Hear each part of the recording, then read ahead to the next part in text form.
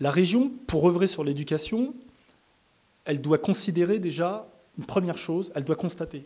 Elle constate que 16% des élèves sortent sans formation diplômante. Elle constate aussi qu'on a 17 fois moins de chances, lorsqu'on est fils d'ouvrier, d'accéder à une préparation aux grandes écoles. Ça veut dire quoi ?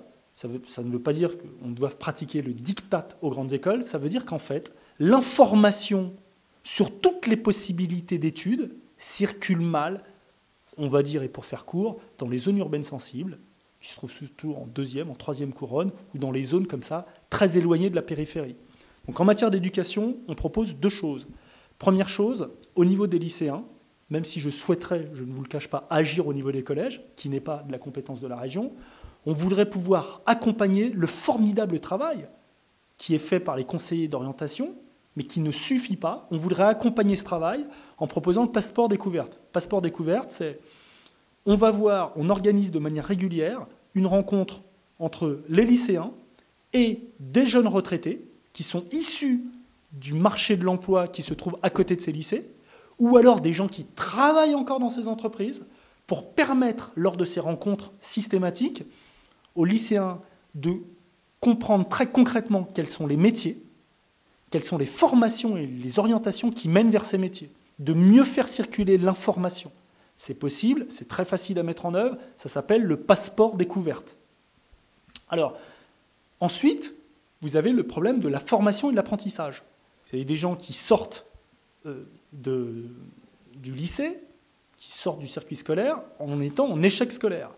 Donc on doit pouvoir proposer aussi de la formation et de l'apprentissage à ces personnes-là, de manière à favoriser leur réinsertion sur le marché de l'emploi, mais avec des formations qui sont en adéquation, d'une part, avec le marché de l'emploi qui est le plus proche de chez eux. Je vous donne un exemple. Si vous êtes dans le 93, on a intérêt à muscler le catalogue de formations sur la logistique et l'aéronautique. Pourquoi ? Parce que vous avez deux industries que je viens de citer qui sont largement représentées. Or, aujourd'hui, on a une erreur colossale qui est faite sur ce sujet-là, malgré le fait qu'on y dépense beaucoup d'argent en formation, c'est l'inadéquation des formations avec la réalité du marché de l'emploi, le plus proche de chez soi, et aussi avec la réalité des métiers. Sur l'éducation, il y a quelque chose qui me frappe.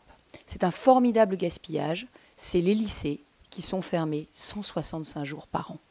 Alors, ces lycées, dans lesquels on investit beaucoup d'argent, même si il y a 59 lycées dont la rénovation est prévue depuis plus de 9 ans et qui n'ont toujours pas été rénovés par la région, ça c'est indigne, mais les lycées, on investit beaucoup d'argent dedans. Il faut les ouvrir 7 jours sur 7. Il faut que les associations, les clubs sportifs, les associations périscolaires, les associations culturelles, les associations musicales qui ont tellement de mal à trouver des locaux, puissent les utiliser le week-end, le soir et pendant les vacances. Ce sera un gain extraordinaire pour toutes ces associations et pour tous les jeunes d'Île-de-France. Alors là, la région est très avancée dans ce domaine. Nous avons 471 lycées en Île-de-France, plus les 150 lycées privés que nous aidons dans le cadre des lois républicaines classiques.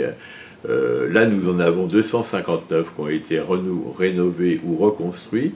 Nous en avons quelques-uns nouveaux à construire, dont un qui est très intéressant parce que c'est un lycée international en Seine-Saint-Denis, à Noisy-le-Grand. C'est le plus cher d'ailleurs de tous ceux que nous allons construire. Et puis nous allons surtout doter tous les lycées de tableaux numériques et de ce qu'on appelle Lili, c'est le nom de code de cette opération. Il y a déjà 60 lycées qui l'expérimentent. C'est ce qu'on appelle l'enseignement numérique, et avec la complicité des professeurs qui ont été formés pour ça. Et dans 2 ans et demi, nous aurons équipé les 471 lycées. Enfin, pour l'éducation, il faut se préoccuper de ce qu'on appelle le décrochage, la sortie trop tôt, l'absence de scolarité d'un certain nombre d'enfants. Et donc nous mettons en œuvre des moyens considérables avec beaucoup d'encadrement dans des lycées, pas seulement sur des petits groupes de 7-8 élèves, mais sur des classes entières et même, je dirais, des unités entières. Alors, en gros, dans les lycées que nous aidons en Seine-Saint-Denis, c'est 200, 400 élèves qui sont suivis de manière particulière pour obtenir de meilleurs résultats. Ça a un effet. Il y a 5 ans, quand nous avons commencé là-dessus, il y avait à peu près 10% des jeunes qui sortaient sans aucune qualification, aucun diplôme. Aujourd'hui, ils ne sont plus que 5%. Alors, une des compétences essentielles de la région, c'est l'éducation et la formation.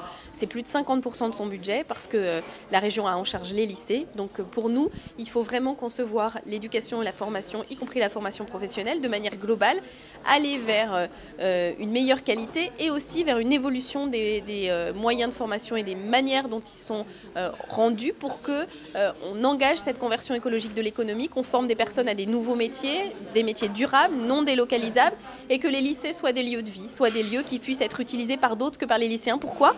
Parce qu'aujourd'hui, ces bâtiments sont vides. 5 ans, un jour sur 2 dans l'année, les lycées sont vides. Donc on peut les utiliser pour de la formation pour adultes. Ça permet aussi de mixer les populations, de créer du lien entre des adultes et des jeunes, avec des perspectives d'emploi, avec des possibilités d'évolution professionnelle. C'est vraiment repenser la formation tout au long de la vie, soutenir les écoles de la deuxième chance, être vraiment dans une logique où on peut toujours se former, évoluer, quand on est très jeune évidemment, mais aussi tout au long de la vie, et faire ce lien entre l'éducation dans les lycées et la formation tout au long de la vie, pour nous c'est quelque chose de très important.